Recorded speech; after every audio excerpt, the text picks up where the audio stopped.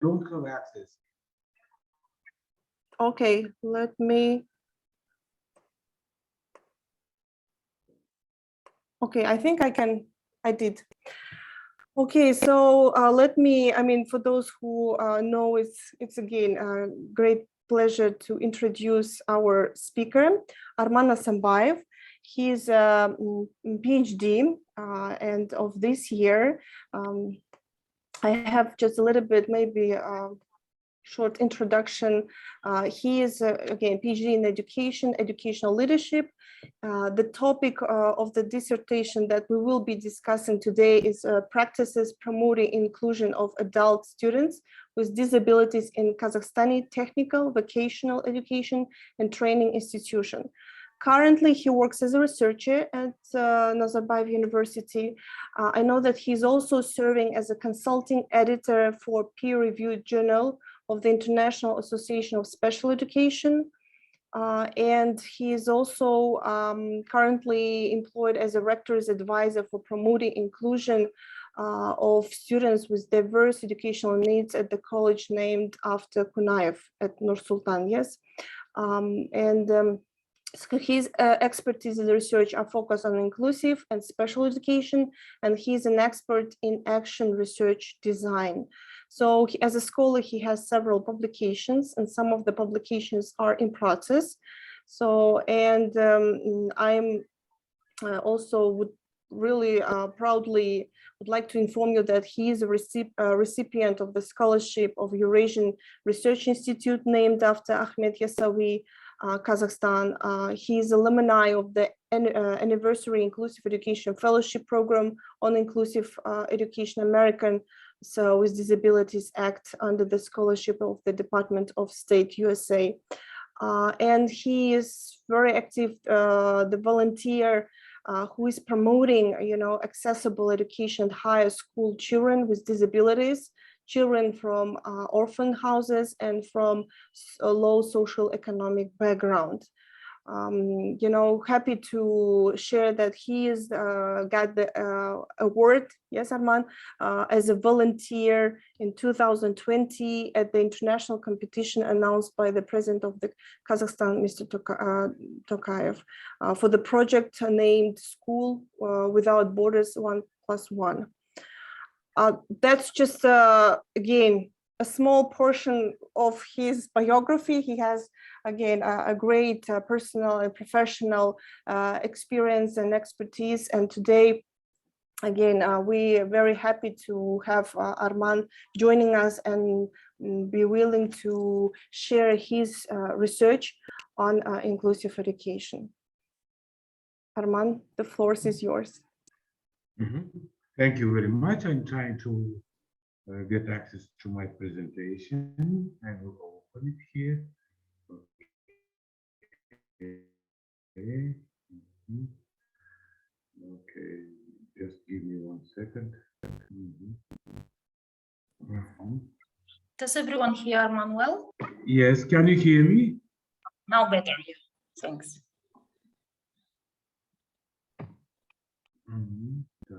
Okay, can you see my screen? It says sharing, but I don't know. I don't see it. Can anybody see? I think it's not loading.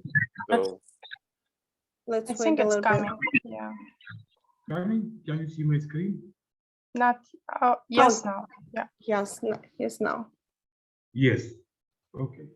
If yes, I will start. Okay, I will start with my story. Just a short introduction, why I decided to do this study, PhD study, which took almost 6 years in my life, because 1 year I studied on the intensive program, MSc program on inclusive education.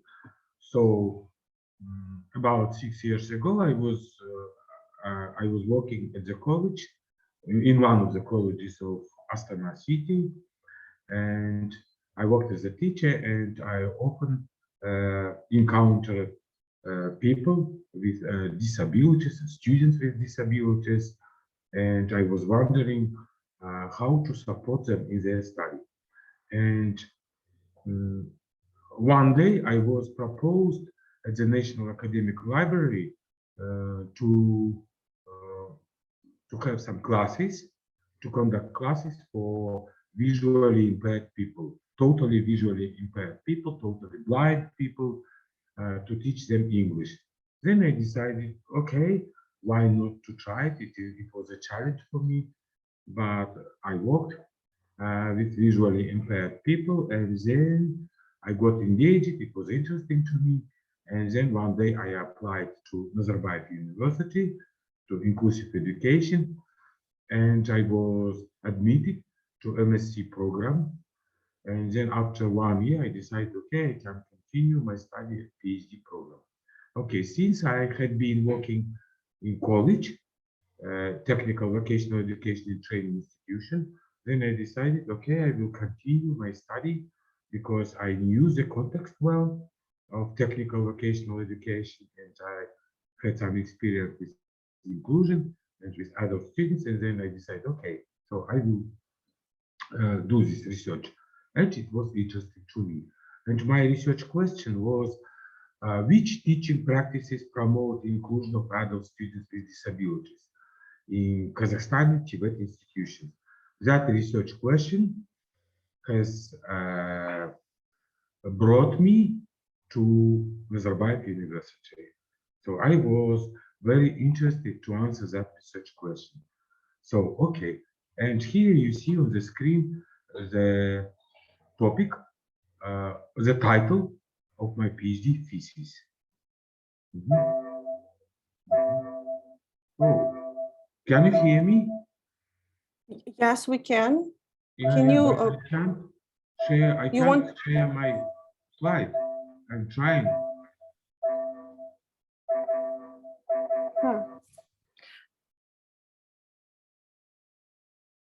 Something with the computer. I think good. I think, can you see the screen? There is the first slide. We see, yeah, we just see. Yeah, it's not changing. Okay, can you share the screen with students, or I will just continue without, as Steve Jobs said, if you know the topic well, you don't need PowerPoint. Yes, you know, Arman, you can just continue, but then I'll try to, you know, to share from my computer. Okay, so you. Okay. But you keep Yeah, talking. yes. Let us keep going. So I explained to you my position, why I came to, why I decided to conduct this research. Okay, I will talk about background. After collapse of Soviet Union, Kazakhstani government, as a young country, decided to promote democratic values. One of the democratic values is to provide equity and equitable access to education to all people. And Kazakhstani government acknowledged inclusive education as the democratic right of every person in Kazakhstan to have education, to have support in education. And in the Constitution of the Republic of Kazakhstan, it was written that nobody can be discriminated on the basis of ability or disabilities or other circumstances. After that, after Constitution, Kazakhstani government in the state program on education development for 2016-2019 set a goal, ambitious goal, to make 100% of Kazakhstani TVET institutions, colleges inclusive. And what we have now, we have about 800 colleges in Kazakhstan, and about 178 of them promote inclusion, according to research. According to research, about 500,000 students study in those colleges, and only 3,000 students are those with disabilities.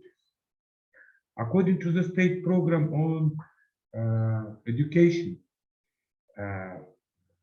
development, we have the goal that by 2020 to achieve 100% of inclusion in TVET colleges of Kazakhstan. At the same time, multiple research indicate the problems with implementation.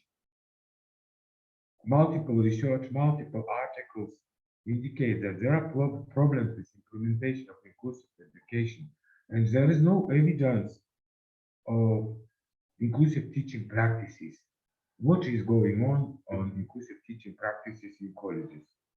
It was not clear to what extent those TVET colleges, 178 colleges, are inclusive in their teaching practices to students with disabilities. So as we can see, there is a problem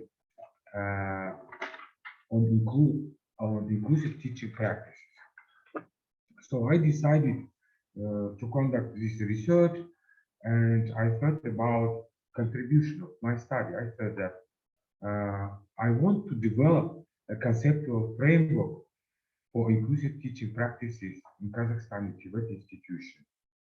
I wanted to develop some data, to collect some data and to develop some practical recommendations for promoting policies and practices in relation to inclusive education for Kazakhstani TVET institutions.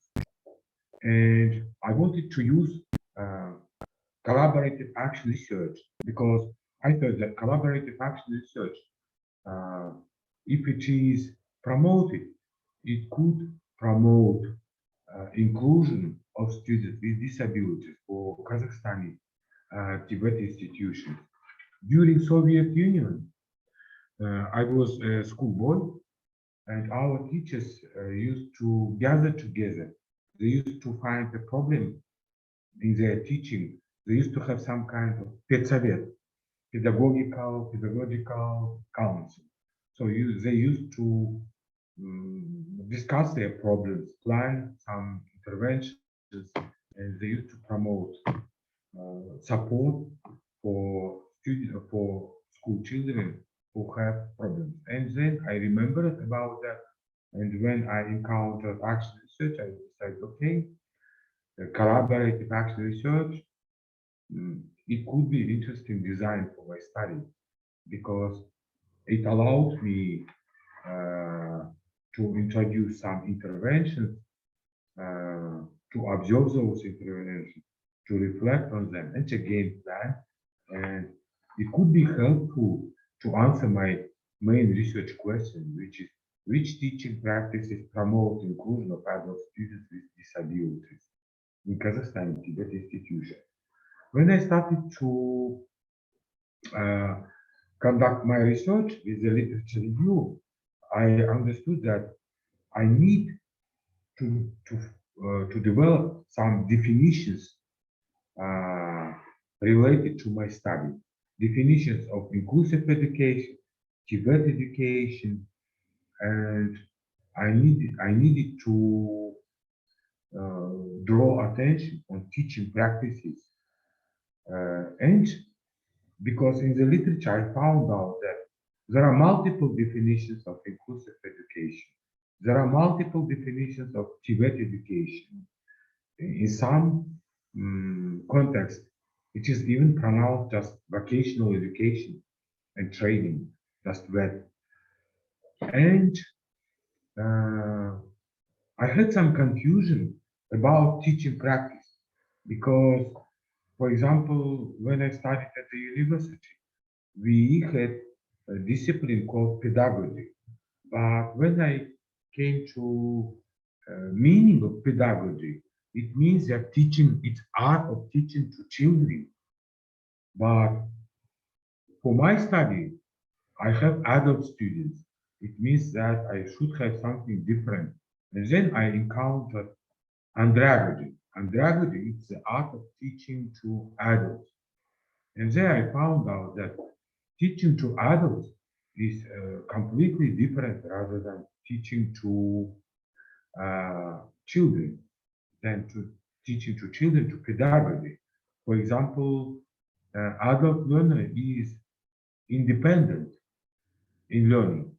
As for the child in pedagogy, child is dependent because children cannot choose what to learn, what not to learn. They just come to school and they are taught. As for the adults choose what they want to learn.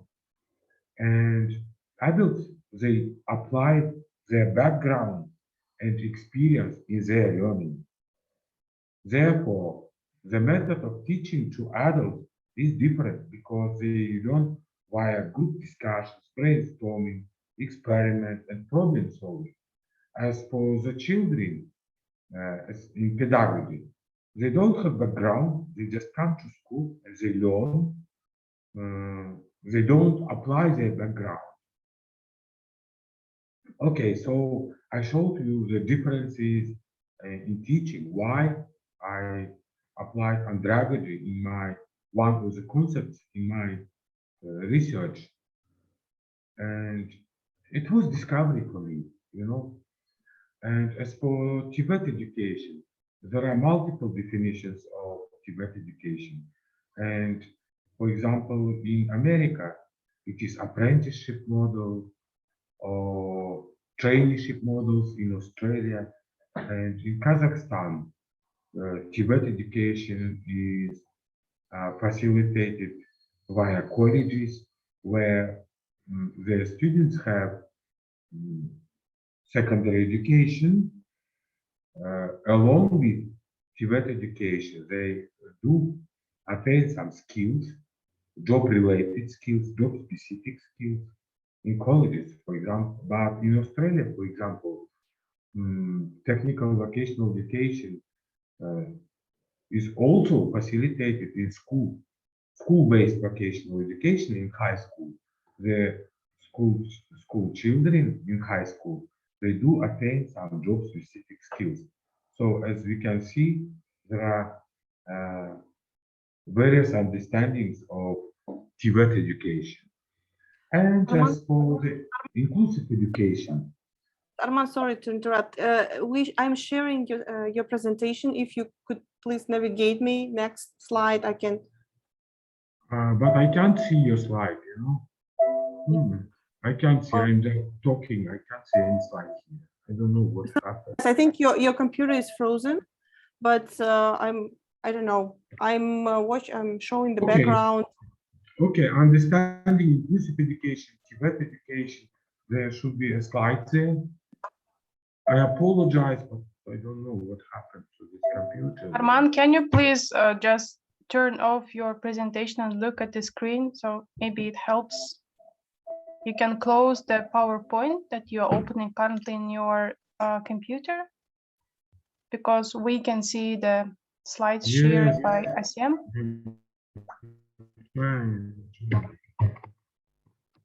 No, I believe that the computer is frozen.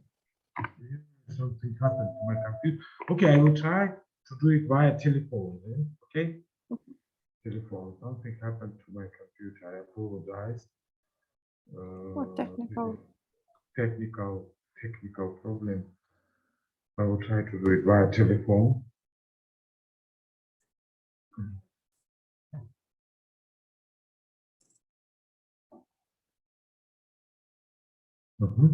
Yeah, I'm trying to do it via telephone.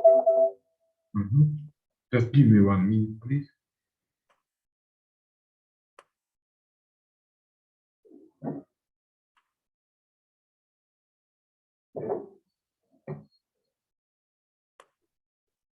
Okay. Recording in progress. Yes, can you hear me?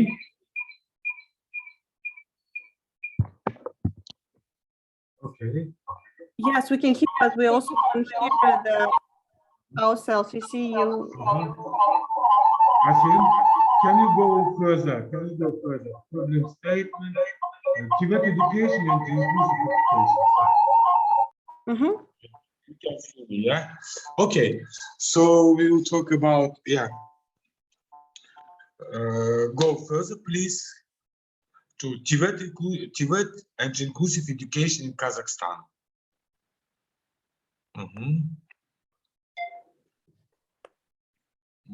Yes, down.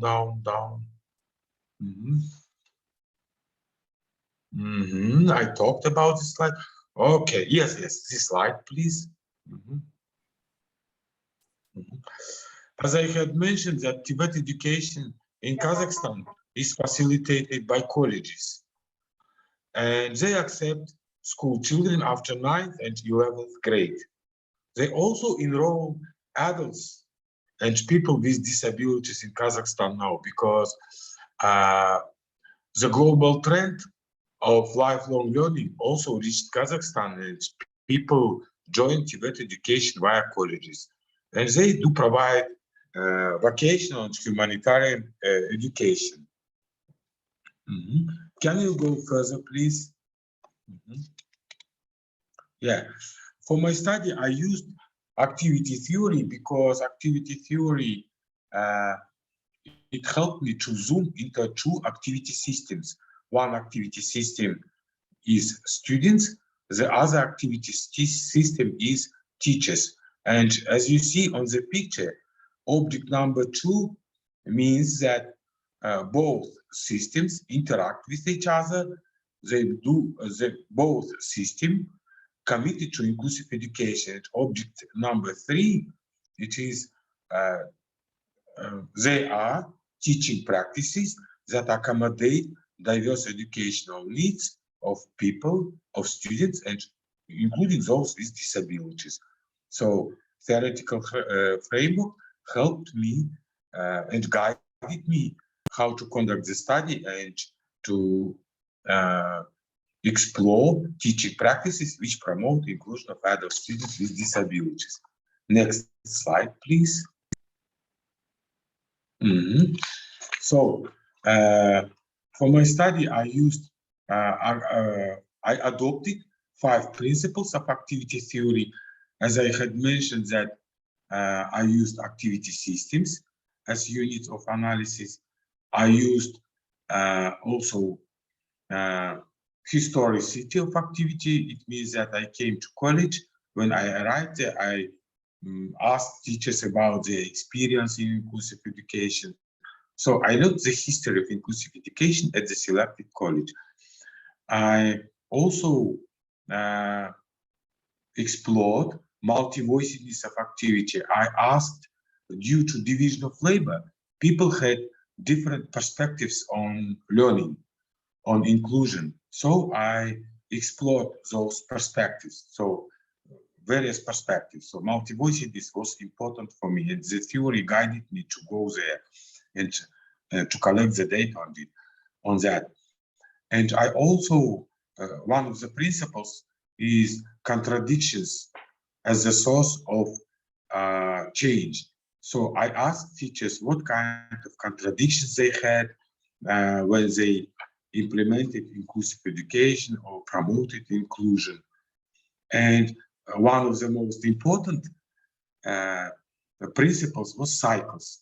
And cycles, it means that I had to explore cycles in activity systems. And cycles have commonalities with my collaborative action research design, because collaborative action research design also have cycles. So we conducted about 13 cycles of activities, 13 cycles in 13 new teaching practices. We planned 30 new practices, we implemented them, we observed them, and we reflected on those 13 practices. Can you please go down?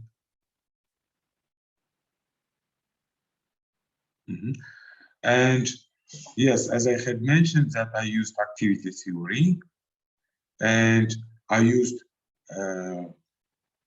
focus group interviews, individual interviews, observation as instrument, and teachers used diaries. I also employed their diaries for data collection. And as a design, I used collaborative action research. We planned some actions, we acted, we implemented them, we observed those practices, and we reflected on actions. Can you go further, please? So collaborative action research, it allows to identify the problem, plan some kind of solution in order to solve the problem, introduce action, reflect on the action, and again plan another action and plan other cycles until the practice is saturated and we are not getting more data for our study. Next slide, please. You can see on the screen, we have 4 stages: planning, observation, action, and reflection. Sometimes we observed first, identified the problem, then we planned, then acted, then reflected. So we interchanged our steps in collaborative action research. Can you please go further? Here you can see on the slide the stages. For the planning stage, I shared consent forms, recruited participants, and we observed the existing teaching practices at the selected college. Then we implemented action, we reflected, and then again planned. Next slide, please.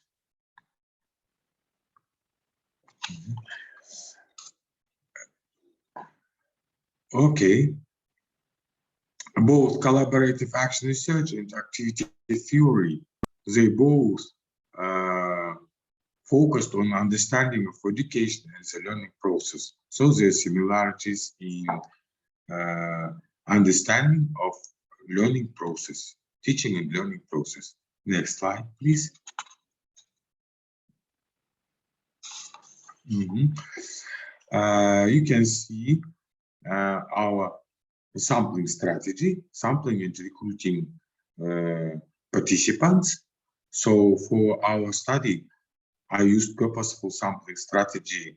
I selected one of the colleges of Nur-Sultan City, which was on the way to promoting inclusion. I selected one group of students, which had, which consisted of 25 students, including 4 adult students with disabilities. I recruited 5 teachers for our collaborative action research. Initially, at the beginning, there were 10 teachers, but by the time 5 teachers left us, because it's one of the drawbacks of collaborative action research, by the way, because teachers cannot, some teachers cannot stay long in the study. At the beginning, they are enthusiastic, but by the time they understand that it takes much time, they are expected to participate in planning, in observing, providing some reflections. So 5 teachers left us. Okay, so we had about 5 teachers who conducted the whole study. So at the beginning, at the first action, we had 10 teachers, then 8 teachers, and by the time, then we had only 5 who conducted the whole study, 5 teachers and myself. And we formed professional learning community. Myself and 5 teachers, collaborative action research. There is another concept, professional learning community. We reflected on our practice and we promoted teaching practices. Next slide, please.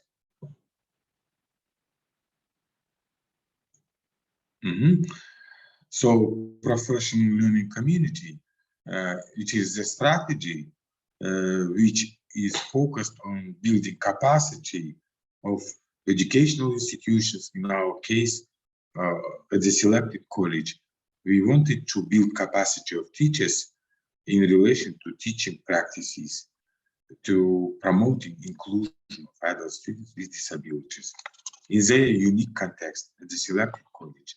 Next slide, please. So as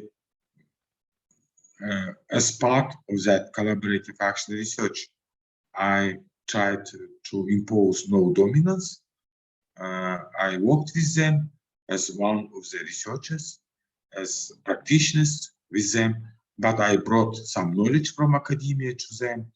We discussed, and we usually appointed a chair but I have never been in the chair because I didn't want them to provide me some data. I always ask them, please don't try to please me with the data. Just show me as it is, the data, because I don't need the data that you want to please me. Even if we don't have anything new, it is also data for me. Thank you. So I worked as a co-researcher with them. Okay, next slide, please. So after each action, we had some reflection, and that reflection, it was a group interpretive meeting with a group of 5 teachers and myself. We interpreted the data, we discussed what we observed, we reflected on our observation sheets, and we discussed. Then I myself analyzed the data, thematic content analysis. I did worked with codes, with themes. So I worked as people do, as researchers do in qualitative research approach. And 5 okay, so let's get down to discuss the findings, the most interesting part of our next slide, please. Okay, the study has found at the beginning, I have found that the teachers,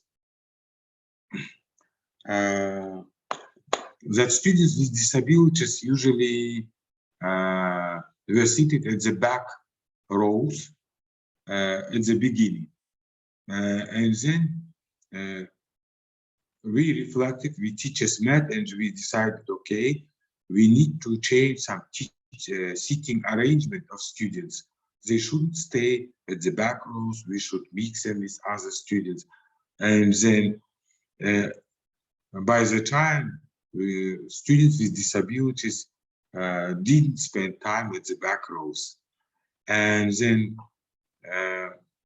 we integrated students with disabilities with other students, because at the beginning we observed, so our field data revealed that students with disabilities used to sit together. So we didn't allow them to sit together, we tried to mix them with other students. At the beginning, we also observed that by the time teachers started, they wanted to promote inclusion by spending much time on students with disabilities. They felt that they are accommodating the needs of students with disabilities, but we observed that at the same time, students without disabilities had less chances for support. So by the time we changed it, the teachers changed their practices because other teachers reflected on their teaching practices, and we decided to act and to implement other actions.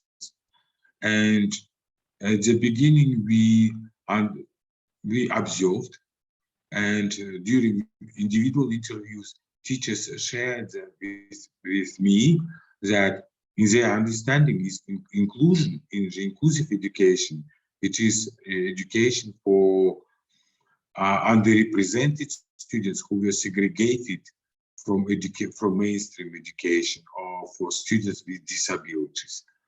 Next slide, please.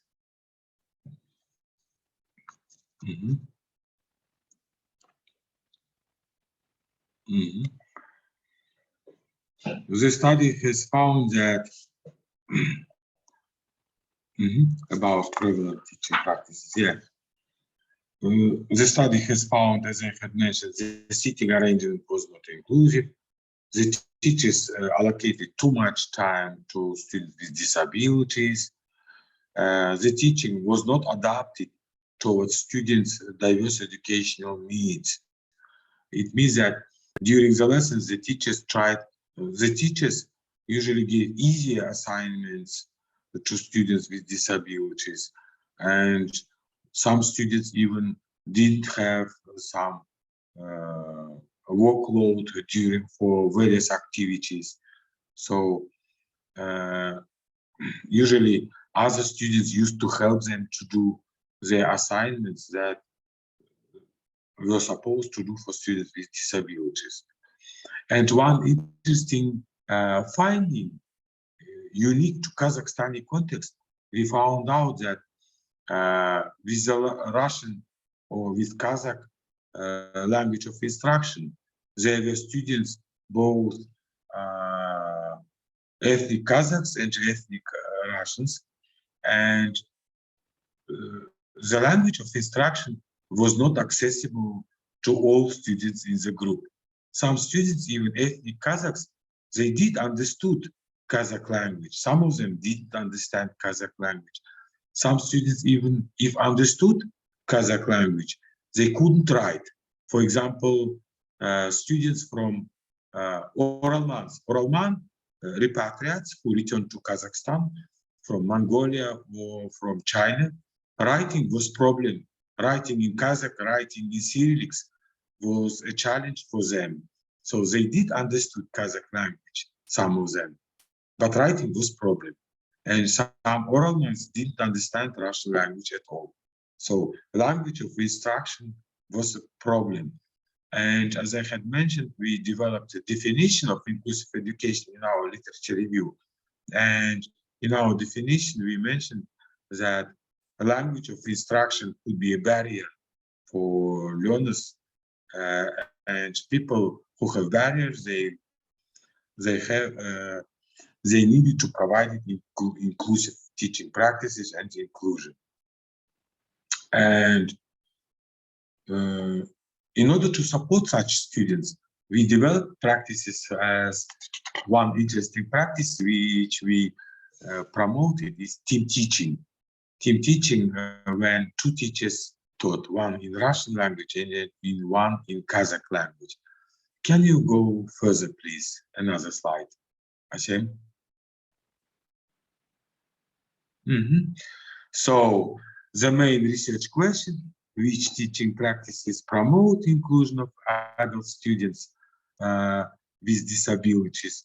So the study has concluded that welcome to all classroom management promotes inclusion.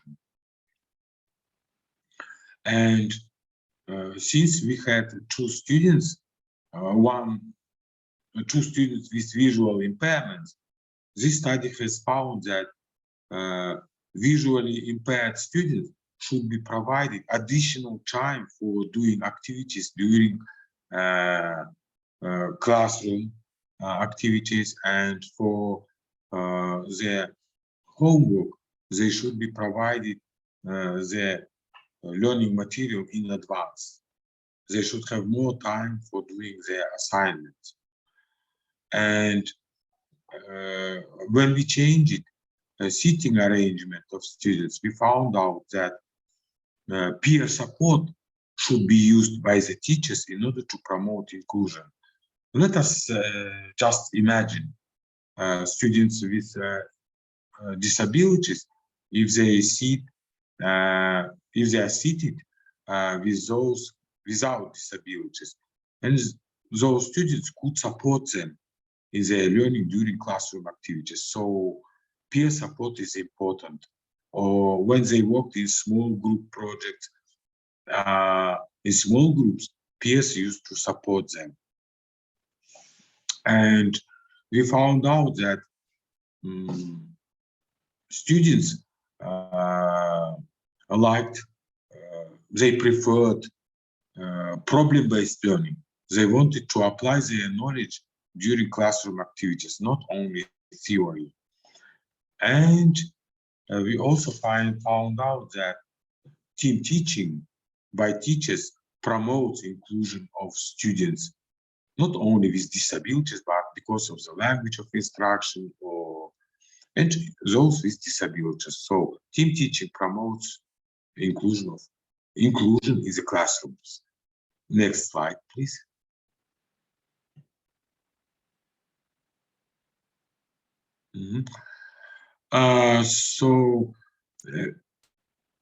I developed conceptual framework of inclusive teaching practices. I found out that understanding should be promoted by TVET administration. They should have some common understanding of inclusion, and TVET institutions should have some knowledge on not only pedagogy but on andragogy, and teachers need to reflect on their teaching practices in order to promote their teaching, to make their teaching practices more inclusive. So this is a conceptual framework for inclusive teaching practices. Next slide, please. So my study contributed to teachers because after study, teachers, especially collaborative action research team, they started to collaborate with each other. But prior to research, teachers said that they didn't collaborate too much. They didn't reflect it on their teaching practices. And this study also contributed to policy development, development of internal policy at the selected college. They developed some guidelines for promoting inclusion. They developed some documents for students, for example, enrollment documents. When students apply, they are asked if they have disabilities or what kind of support they need. They usually didn't have such enrollment sheets, so they developed. And they developed some strategies. For example, if they have students who need support, those specialists who admit such students, they inform other teachers that they have students with disabilities, what kind of support they need. So they do initiate some kind of planning for the next actions for teachers. And myself, I acquired some practical skills on promoting collaborative action research. So I'm skillful in that. So thank you very much. I try to focus more on findings, what I have found.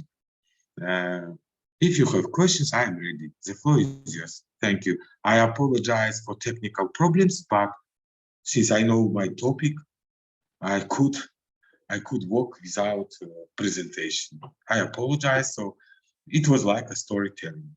Thank you. Thank you, Arman. Yes, we never know what might happen to computers, but yes, I would like to give a floor for our discussion, for questions. Can anybody have that first question, or maybe as a just a minute, let me stop recording.